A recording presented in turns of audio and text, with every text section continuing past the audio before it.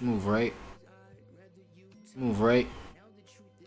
Spilling over into the real world. I look.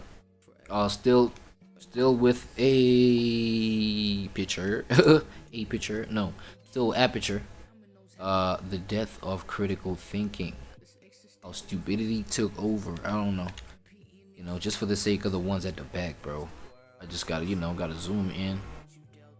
Let them take in all that glory, you feel me? Still hanging with the man, aperture, bro. Let's hear it. Notice the use of the word lies in her book's title. A term we would commonly apply to anti-vax content is misinformation. Yeah. But Renee finds that label misleading. Misinformation implies that there is a fact that is wrong, and that if you just correct the fact, people are going to say, whoops, I got it wrong, and they're going to maybe change their mind. Maybe. And so it's not necessarily misinformation where the problem is the fact, where you can say, no, here are 10 studies that show that this is safe. Here are 10 studies that show that this doesn't cause that. Here are 10 studies. Because the fact, that is not the point. The point is the fear. She therefore lays the blame not with the army of angry online commentators and trolls, but with the malicious few who have carefully cultivated their warped views. I had my first baby in 2013. I have 3 kids. But when I had my first, my Facebook feed fundamentally changed. All of a sudden, I started getting recommended mom content. And a lot of the mom content that I got recommended was anti-vaccine content. And it's because that's where a lot of the high engagement stuff was. And oftentimes, if you would click through and go to their websites, they would be very, very heavily monetized. Because what they would want to do is they would want to sell you alternative products. So get my oils, get my supplements, get my books, get my kits, get my 10-part web series, right? So I have a great deal of empathy for the people who are fearful, who are uncertain, who are hesitant, who don't know who to trust, who don't know what messages to believe. And I think that is very distinctly different from the profiteering grifters who do what I just described. Yeah. Like queen bees, thought leaders in community like these, driven by attention and profit, enjoy the outreach and intimidation efforts of their many volunteer worker drones. What drives that passion and that fear? In the case of the anti-vax crowd, why are so many so willing to disregard the advice of the medical establishment and trusted family doctors in favor of online charlatans that they've never even met? It's easy to just point and laugh, but the reality is much more nuanced. Overall, The rise of the buy my course wave. all faith Buy my course. $9.99. My course. Click the link in description now. My course. $9.99. Crazy. in traditional institutions is failing fast. Government, church, media, our collective belief that these one-time pillars will tell us the truth and have our best interests at heart has fallen in half over the last 50 years. In the past, there were experts, and by and large, people listened to them. But then, for a wide variety of reasons, cracks in that armor began to appear. To me. For many, experts is now synonymous with elites, and elites, of course, are the enemy. What follows from here is a kind of asymmetric online warfare. The institutions we have been taught to trust operate at a natural disadvantage. So there is still somewhere inside an expectation that this group of institutional media is going to tell you the truth, actually. That experts do, in fact, know what they're talking about, but that gotcha model drives a lot of engagement. Two things can both be true. Institutions screw up sometimes. They should be more transparent. They should reckon with things when they do. Also, at the same time, that effort to undermine them constantly is happening because of an incentive where the influencer themselves is maximizing economically and in terms of attention from undermining that institution. And the thing about a lot of social media is that it targets and elicits very basic emotional responses from us. So basic responses like excitement or fear or disgust, these kinds of basic emotional responses keep us glued to the site because we want to experience. And I feel like the one that does that the most, yo, shout out Elon, bro. My boy pulled up with the X, bro. X got people in like gazes, mazes, hazes, crazes. Yo, X got people in strange paces. Oh, X is the devil, bro. I'm not gonna lie to you. Like These, especially happiness or excitement or shock, those kinds of responses are intriguing for us and want us to keep going for more. why? Every time you open an app, it is using all the tools at its disposal to figure out ways to keep you scrolling. X. Tech giants know we don't just respond to the things we like, we respond to novelty, to intricate conspiracy theories and exciting gossip, no matter how far-fetched. It's easy to judge, but have you ever seen a Bro, and I feel like, listen to this, bro. This is my little, and I feel like this might be a little accurate. I don't know. Y'all let me know in the comments. I'm open for, being corrected, but I feel like even the dislike function on YouTube, bro. You know what I'm saying? Look what psychologically what it's doing, right? You don't like something, you like, because obviously, these kind of platforms, the content that you may bump into there may get you going. You feel what I'm saying? And then you might bump into like a piece of content that gets you going so bad, man. That like, you smash that dislike button. Even smash it twice just to make sure that okay. But then when you hit it twice, it like it switches it off, right? It disables it. So you gotta do it the third time. Do it the third time. Okay, comes back on. You like make sure you dislike. But I feel like regardless of the fact that like multiple people dislike that, like that's like still engagement. So it still pushes it up on the algorithm, right? So even though you put that dislike energy on that piece of content, it's like, bro, you still pushing it. You still pushing it up the, what you call this? Yeah, pushing it up the algorithm so that it. Wait. Nah, but I wouldn't think if the dislike ratio, if the dislike to like ratio is just like more, right? Like if there's more dislike than likes, I don't think YouTube recommends it. I wouldn't think so. I'm too lazy to do the homework. Death of critical thinking. Oh, nah, wait, let me do my homework. Hold on. Let me not like, you know what I'm saying? Let me not be that guy. Let me not prove this video right. Hold on. Oh my god. Okay, wait. It's not an excuse. Listen to me. It's not an excuse what I'm about to do. My co-pilot does not respond to me, bro. So I might not be able, and I don't want to freaking type everything out. Let me prove it to you. Look.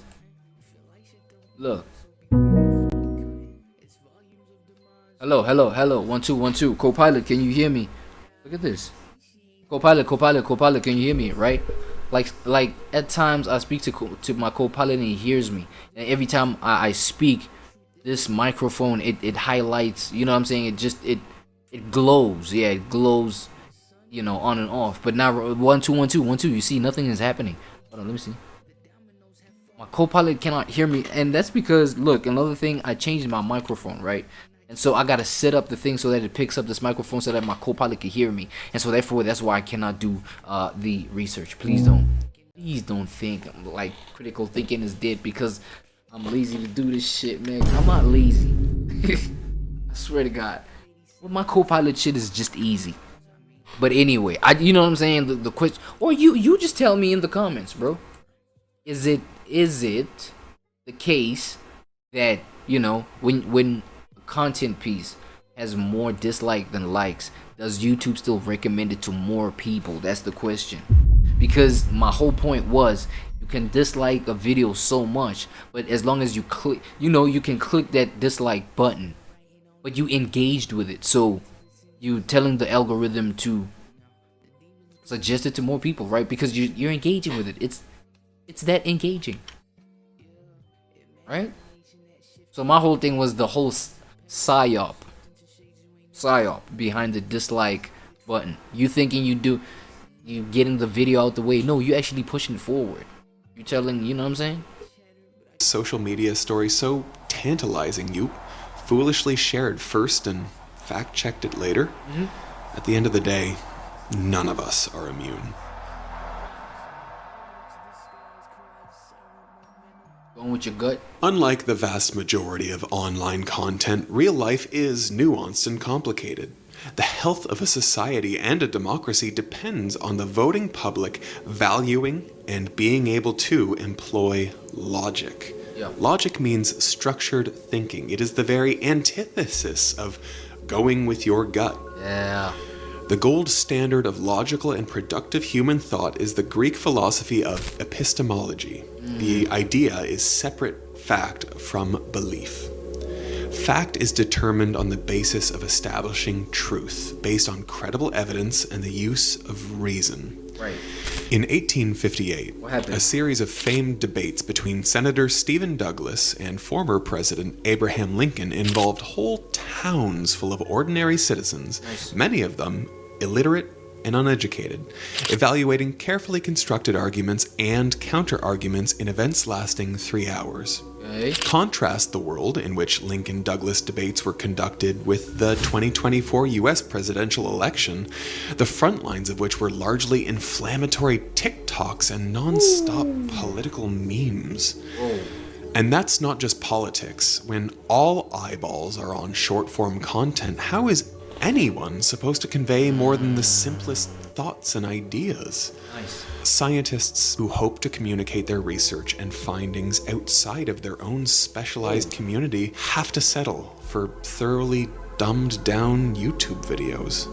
But it's not just that we like our viral content short and sweet. It's also that comparing and contrasting competing information is mentally taxing. Many people, although they claim to be interested in the news and truth, are really just looking for something that hits them in the feels. In the online world, which increasingly seems like the only world that matters, It bold is. Nah, that was a troll. My bad. Was it? and unambiguous sensationalist messaging is the ultimate recipe for reaching the widest possible audience. You'll sometimes hear it said that we live in a post-truth society. Nice.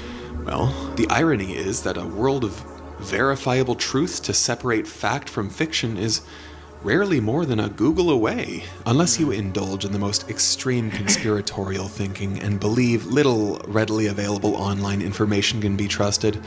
The truth is out there, and it's usually not hard to find. Yo, and I feel like the one thing that society needs to do, especially modern society, bro, is, you know, try and sensitize your mind to at least have a layer of questioning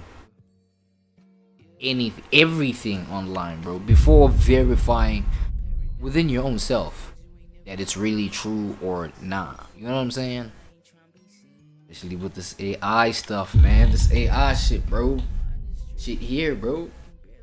And you know, I'm not saying it's good or bad in itself. It's just we do have a bunch of malicious minds out there. And now, you know, you take AI and put it in their hands. What you think is finna, you know what I'm saying?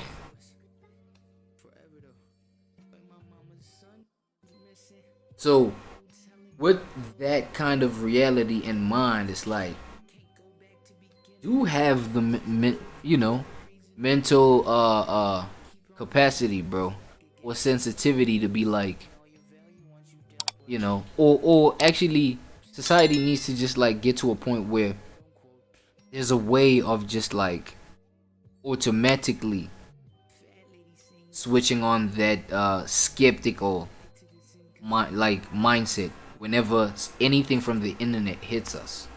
You understand what I'm saying? Especially when it comes to like salacious things, you know what I'm saying? Scandalous titles, thumbnails, things like that. You feel me? Clickbaity kind of stuff. It should be normal to question it first before believing or dismissing, right? This then is the real question. What is it? Why do people who care about spicy subjects rush to flood your feed with dodgy content but are never interested in taking a quick second just to see if any of it is actually true? Well, largely because deep down they're not looking for the truth. They're looking for arguments and evidence to confirm what they already believe. There's a sort of power that comes from embracing ignorance. Or maybe just your own set of facts. What is it? Much of the irrationality infecting our cultural dialogue can be attributed to people who don't like getting their answers from authority figures, but who also lack the critical thinking skills to evaluate information for themselves. What a pickle. You find yourself trapped in a pickle jar in that sense. What? You defy authority, but you don't have enough sense of initiative to direct your own path? And what the fuck are we doing at that point? Because it's either you obey or you carve your own path, bro. Like, what are we talking about? Now, of course, as a YouTube channel that enjoys pondering and exploring all of life's great mysteries, we love the idea of people doing their own research. Nice. But isn't it funny how whenever they do, it always seems to end up confirming the biases they went in with at the start? Should be. Perhaps there is an even deeper reason so many people are embracing and even celebrating ignorance. There's a sense that our so-called cultural superiors have taken advantage of us, little people, and they're looking down on us, and they've been looking down on us for too long. And now the mob is finally getting their revenge. In the dopamine-driven online arena, boring old facts get shouted down and replaced with sexier fake news and conspiracy theories. Nice. Opportunistic political figures have observed this phenomenon of anti-intellectualism and embraced it. I love the poorly educated. Anti-intellectualism. Anti-intellectualism. Now don't get me started on the hip-hop fraternity when it comes to anti-intellectualism. Shout out my mumble rapper. No, the boys did well for themselves. Let me not do that. The boys did well for themselves.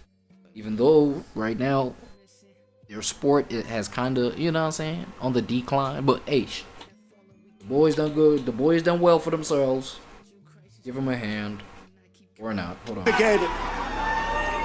We're the smartest people. We're the most loyal people. Mistrust in public institutions like the government and academia, stoked by unconventional outsider political figures, makes people even more doubtful of scientific information. And now the lunatics are running the asylum. Over the course of the last decade, Renee DiResta has been a first-hand witness as the anti-science movement has gone mainstream. Robert F. Kennedy Jr. showed up to California to kind of fight with the anti-vaxxers to support in defense of measles was kind of how I put it. But now he runs the CDC and Health and Human Services, right? As if we didn't already have it bad enough, in the last 2 years, that problem has gotten much, much worse. Crazy. Brain on ChatGPT. What would you say happened to our collective ability to do mental math when calculators came along? Declined. Went to the dogs. Got blown by the wind. Vanished. Poof into the abyss. That's when the natural capability of computing went. Of computing numbers went. I think we'd all agree everyone got worse at arithmetic. I knew it. What happened to our ability to remember basic facts post-Google? Went to the dogs. Poof in the abyss. We all got more forgetful, right? So What then happens when a new kind of tool comes along, one that allows us to outsource not just mental arithmetic or trivia, but all of our curiosity about everything, both mental and emotional, providing endless answers with only a few mouse clicks? They started getting these emails saying, hey, I said, Bro, I see ChatGPT. Once that microchip officially get rolled out, that Neuralink, oh hell no. The intuition will be gone. I started using this tool called ChatGPT, and I think my memory became worse. So I can be like, hey, can we measure that? Enough this new tool, right? It's barely 3 years old, barely, and it's been right now introduced in all of the aspects of our lives, everywhere, right? And so of course the question was naturally, okay, so do we actually know what's happening in the brain? No one really ran a study, so we decided to design one. My name is Natalia Kosmina, and I'm a research scientist at MIT, Massachusetts Institute of Technology, Media Lab. And I work on what is known as brain-computer interfaces, or BCIs, for the past 16 years. And today we're going to be talking about one of the recent studies we released called Your Brain on ChatGPT. Given that her lab is on a college campus, the basic outline of the study was easy enough to drum up. Gather a bunch of students, ask them to write essays. Some can use ChatGPT, while others use search engines. And then others still have to rely on the power of their own mind. In the most basic terms, Dr. Kosmina and her team found that the more robust the technology a given test subject was allowed to use, the less information they retained. The details, as we know, tiny things do matter. We actually saw this also with our paper and reaction to our paper by not doing this cognitive work and reading through the same. Yeah, because I mean, at the same time, why would you carry the heavy load when there's somebody to carry that whole load for you, right? Why would you retain all that information when you can just like nudge, you know what I'm saying, ChatGPT right quick, then he'll just cough up the info for you, right? You would not be as knowledgeable, you would not be able to respond as fast, you would not be as comfortable and fluent in some of those responses. But how is this any different from things like calculators that came before? You know, you do not talk to your calculator about your feelings, about your worries, about your stresses at work. You do not go to bed. You don't. That's true. You do not. With your calculator, literally don't wake up and check your calculator first thing in the morning. In her well-informed opinion, AI is a transformative technology, a quantum leap forward even from old-school Googling. So in case of Google, right, there's definitely a cost to attention that was found back in 2008, 2011, changes in our working memory, short-term, long-term memory, and recall. But Googling still requires active mental participation. It's an aid to thought and not a replacement for it. The idea there is that you still need to work your brain to search for that information. So you like, hey, what is this? Oh, this is about that? Okay, so you kind of need to incorporate what you are looking for, process it, analyze it, kind of pull it together in some coherent story for yourself. So you kind of need to work your brain, if I may say so.